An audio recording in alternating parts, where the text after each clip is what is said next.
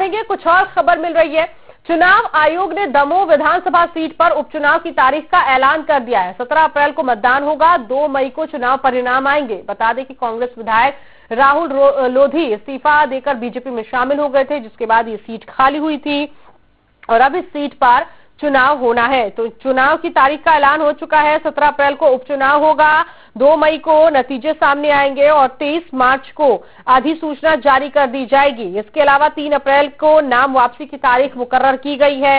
ये सीट कांग्रेस विधायक रहे राहुल लोधी के इस्तीफे के बाद खाली हो गई और अब इस पर चुनाव होना है। राहुल लोधी जो कि अब बीजेपी में शामिल हो चुके हैं और माना जा रहा है कि बीजेपी की तरफ से राहुल लोधी ही उम्मीदवार होंगे, उनको ही चुनावी मैदान में उतारा जाएगा। लेकिन अब सवाल यह है कि कांग्रेस की तरफ से राहुल लोधी को टक्कर देने के लिए किसे चुनावी मैदान में उतारा जाएगा।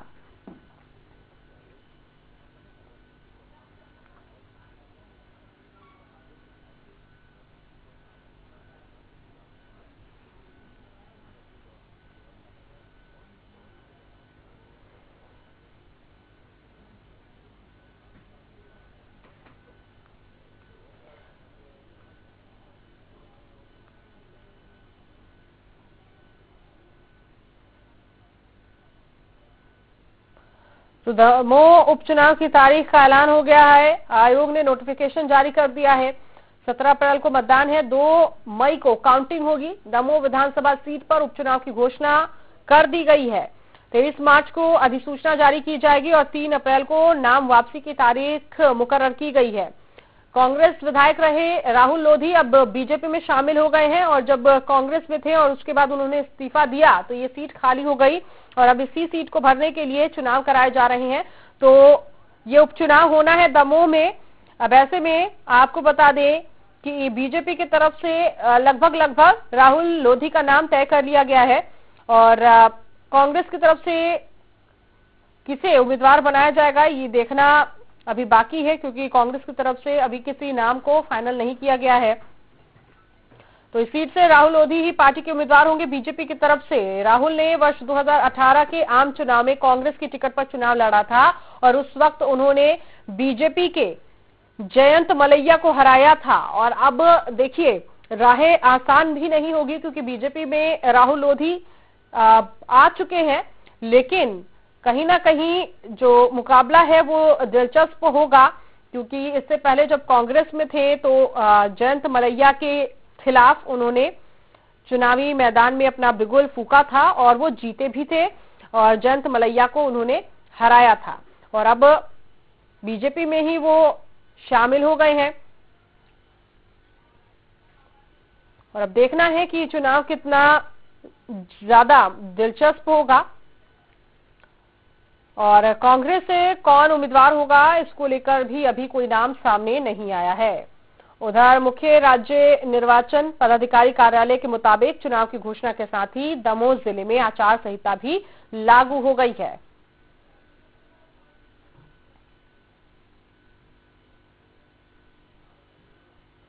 तो अपनों से भी चुनौती है राहुल लोधी की इस चुनाव में और विपक्ष की तरफ से कौन चुनावी मैदान में होगा। जाहिर तौर पर कोई बेहद मजबूत कैंडिडेट जो है राहुल लोधी के खिलाफ कांग्रेस की तरफ से उतारा जाएगा। गणेश अग्रवाल हमारे साथ दमोह से संवाददाता जुड़ गए हैं। गणेश, क्योंकि दमोह विधानसभा सीट पर चुनाव का ऐलान हो गया है, तारीखों का ऐलान हो चुका है और बीजेपी की तरफ से लगभग नाम तय है, राहुल लोधी चुनावी मैदान में होंगे। कांग्रेस की तरफ से कौन कौन प्रत्याशी हैं जो इस रेस में रखा जा रहा है और उन प्रत्याशियों में मजबूत कैंडिडेट को राहुल लोधी के सामने खड़ा किया जाएगा, इसको लेकर फिलहाल कोई जानकारी? जी बिल्कुल, कांग्रेस का देखा जाए तो जैसे कि भारतीय जनता पार्टी से शिवराज सिंह चौहान दमोह आए हुए थे और उन्होंने एक मंच से घोषणा करके राहुल सिंह लोधी को ही दमोह से भारतीय जनता पार्टी का प्रत्याशी घोषित किया था। लेकिन उसके विपरीत में देखा जाए तो कांग्रेस पार्टी से प्रबल दावेदार के रूप में एक नाम, जो प्रमुख नाम है वो रतन चंद जैन के नाम से आ रहा है, जो कि जैन समुदाय से वो पुराने नेता हैं और इनका देखा जाए तो जैन समाज की वोट जो कि जयंत मलैया के कारण कटने की संभावना है, तो उनको मिलने की आसार नजर आ रहा है, इसलिए रतन चंद जैन यहाँ से एक प्रबल दावेदार है। उसके बाद दमोह से जो कांग्रेस के अध्यक्ष हैं अजय टंडन, वह भी इसके प्रबल दावेदार देखे जा रहे हैं साथ ही और नामों में मानव पटेल का भी नाम है।